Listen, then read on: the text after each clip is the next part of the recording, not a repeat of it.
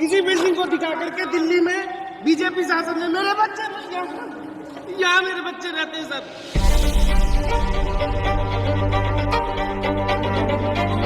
जोड़ कर विनती करते कुछ भी नहीं मिला है कि हमारे बच्चों को इसके वालों का घर आदमी गुजर गया, आदमी लड़की है सब। कोई प्रशासन से हमारी कोई सुनवाई नहीं हुई। और इस जमीन का क्या होगा? दो लोग हैं, खरीदने वाले और बेचने वाले। मोदी जी ने तो इतना पर्चा छपा के बांटने के लिए दिया था, उसमें लिखा था जहाँ झुग्गी वहीं मकान, तो दूसरे लोगों को लाके बसा दिया। हम लोग कहाँ जाएं? एक नई सुबह, एक नई उम्मीद। क्या राहुल गांधी भारत के अगले प्रधानमंत्री बन सकते हैं? भारतीय राजनीति में एक बार फिर बदलाव की हवा बह रही है और इस बदलाव का सबसे बड़ा चेहरा है राहुल गांधी।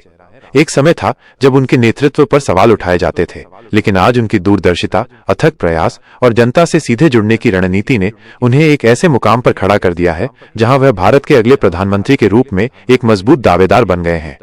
2024 के लोकसभा चुनावों में कांग्रेस का शानदार प्रदर्शन इसी बदलाव का सबूत है, जिसने पूरे देश को यह सोचने पर मजबूर कर दिया है कि क्या राहुल गांधी के नेतृत्व में भारत एक नए युग में प्रवेश कर सकता है। भारत जोड़ो यात्रा और भारत जोड़ो न्याय यात्रा, जनता के बीच राहुल गांधी की राजनीतिक यात्रा का सबसे महत्वपूर्ण पड़ाव उनकी दो ऐतिहासिक यात्राएं थीं।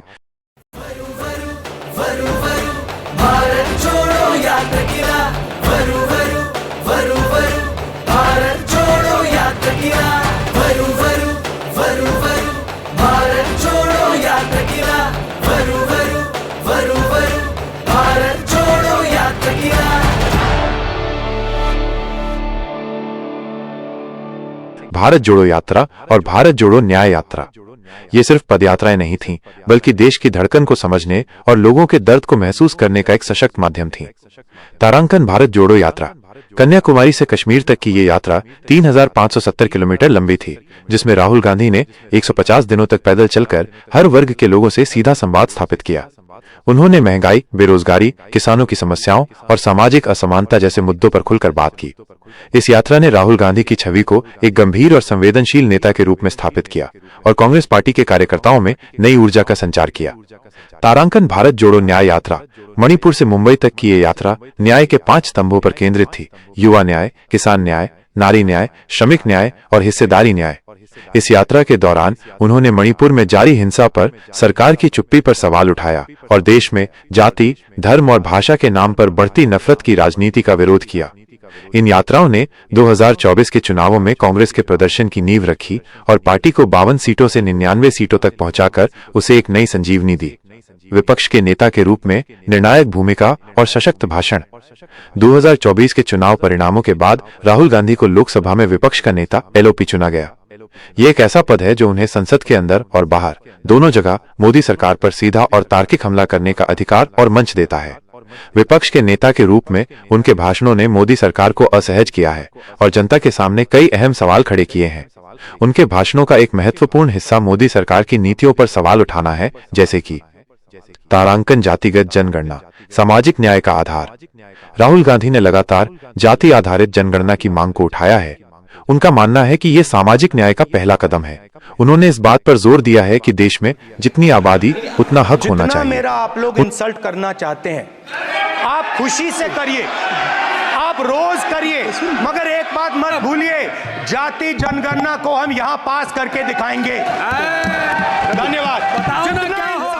उनका तर्क है कि जब तक हमें ये नहीं पता होगा कि किस समुदाय की कितनी आबादी है, तब तक उनके लिए उचित नीतियां बनाना संभव नहीं है।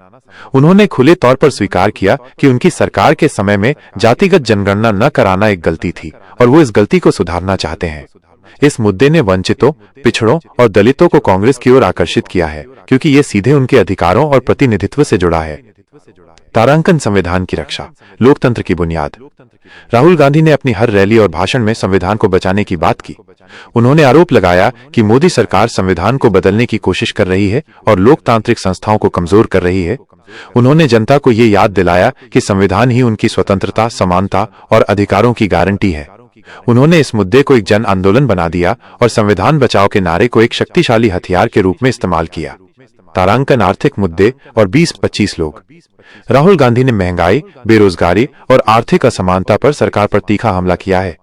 उन्होंने ये आरोप लगाया है कि मोदी सरकार की नीतियां केवल कुछ चुनिंदा 20-25 लोगों को फायदा पहुंचा रही हैं, जबकि आम जनता गरीबी और बेरोजगारी से जूझ रही है।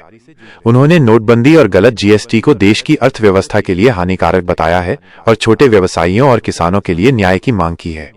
तारांकन वोट चोरी का आरोप, चुनावी प्रक्रिया पर सवाल। 2024 के चुनावों में मिले जनादेश के बाद राहुल गांधी ने वोट चोरी के गंभीर आरोप लगाए। उन्होंने कई प्रेस कॉन्फ्रेंस में यह दावा किया कि चुनाव आयोग ने मोदी सरकार के दबाव में काम किया है। उन्होंने विशिष्ट मामलों का हवाला देते हुए आरोप लगाया कि कुछ लोकसभा सीटों पर वोटिंग डेटा और वोटर लिस्ट में हेरफेर किया गया है। उन्होंने मांग की कि चुनाव आयोग को सर्वर डेटा और फाइनल वोटर लिस्ट सार्वजनिक करनी चाहिए। उनके इन आरोपों ने चुनावी प्रक्रिया की पारदर्शिता पर एक राष्ट्रव्यापी बहस छेड़ दी है और वो लगातार इस मुद्दे को उठाकर जनता के विश्वास को बहाल करने की कोशिश कर रहे हैं। राहुल गांधी का राजनीतिक सफर अब एक नए और निर्णायक मोड़ पर है। वो अब सिर्फ एक नेता नहीं, बल्कि देश के एक ऐसे भविष्य का प्रतिनिधित्व कर रहे हैं जो समावेशी, न्यायपूर्ण और लोकतांत्रिक मूल्यों पर आधारित हो। उन्होंने अपनी भारत जोड़ो यात्राओं से जनता के बीच एक नई उम्मीद जगाई है, ये साबित करते हुए कि उनका नेतृत्व केवल सत्ता की राजनीति से परे है। विपक्ष के नेता के रूप में उनकी भूमिका ने उन्हें एक ऐसे मंच पर खड़ा कर दिया है जहां वो बिना किसी हिचक के मोदी सरकार की नीतियों पर तीखे, तार्किक और तथ्यात्मक सवाल उठा सकते हैं। चाहे वो जातिगत जनगणना का मुद्दा हो, जिसे वे सामाजिक न्याय के एक नए युग की शुरुआत करना चाहते हैं, या फिर संविधान की रक्षा का संकल्प हो, जिसके माध्यम से वे लोकतंत्र की नींव को मजबूत करना चाहते हैं। राहुल गांधी ने दिखाया है कि वह देश की सबसे गंभीर चुनौतियों को समझते हैं और उनके पास उनका समाधान भी है। उन्होंने न केवल मोदी सरकार की कमजोरियों को उजागर किया है, बल्कि एक मजबूत वैकल्पिक दृष्टि भी प्रस्तुत की है जो युवाओं, किसानों, महिलाओं और वंचितों के सशक्तिकरण पर केंद्रित है। उनकी ये आक्रामक, तार्किक और जन केंद्रित शैली उन्हें भारत के अगले प्रधानमंत्री के रूप में एक मजबूत उम्मीदवार बनाती है। वो अब एक ऐसी शक्ति के रूप में उभरे हैं जिसे नजरअंदाज करना किसी भी राजनीतिक दल के लिए संभव नहीं है। अब आप बताएं, आप राहुल गांधी के बारे में क्या सोचते हैं? क्या आप मानते हैं कि वो भारत के अगले प्रधानमंत्री बनने के योग्य हैं? अपनी राय कमेंट में जरूर बताएं।